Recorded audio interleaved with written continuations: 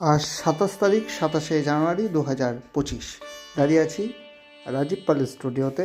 আপনাদের কথা দিয়েছিলাম আমি এই কদিন রাজীব পাল স্টুডিওর বেশ কয়েকটি মুহূর্ত আপনাদের সঙ্গে শেয়ার করব, তার অন্যথা করব না।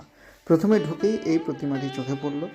আমার যতটুকু আমি শুনলাম, কৃষ্ণনগরের লোকালেই এটা যাচ্ছে। আমি এখনই ডিসক্লোজ করছি না, পরবর্তীকালে এটা বলবো।